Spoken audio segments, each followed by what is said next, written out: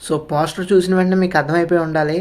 మన సీనియర్ ఎన్టీఆర్ గారి ఏదైతే చాలా హ్యూజ్‌గా సినిమాలు ఏవైతే ఉన్నాయో, అటు మైథాలజికల్ సంబంధించిన గానీ, లేదంటే సోషల్ సంబంధించింది గానీ, లేదంటే ఫ్యాంటసీ సంబంధించింది గానీ, లేదంటే లవ్ స్టోరీకి సంబంధించింది ఏదైనా సరే, లేదంటే కంప్లీట్‌గా కార్మికులకు సంబంధించినయి, కార్యకర్తలకు సంబంధించినయి ఏవైతే సినిమాలు ఆయన చాలా ఫ్రీడమ్ ఫైటర్స్‌కి సంబంధించిన సినిమాలు ఏ విధంగా చేశారో, సో దానికి ఇన్స్పిరేషన్‌గానే మన జూనియర్ ఎన్టీఆర్ గారు, సీనియర్ ఎన్టీఆర్ గారు చేసిన మైథాలజీ సినిమాలు ఏవైతే ఉన్నాయో, అందులో ఒక సినిమానైతే తీస్తాను అని చెప్పేసి ఒక మాట అయితే చెప్పడం జరిగింది. అదేవిధంగా సరైన ప్రొడ్యూసర్, సరైన డైరెక్టర్ దొరికితే డెఫినెట్‌గా నేనైతే సినిమా చేయడానికి రెడీగా ఉన్నాను, సంసిద్ధంగా ఉన్నాను అని చెప్పేసి ఆయన నోటి మాట ద్వారా అయితే స్టేట్మెంట్ ఇవ్వడం జరిగింది. సో అది ఎప్పుడు జరుగుతుందో మనకి ఈగర్లీ వెయిటింగ్. చూద్దాం.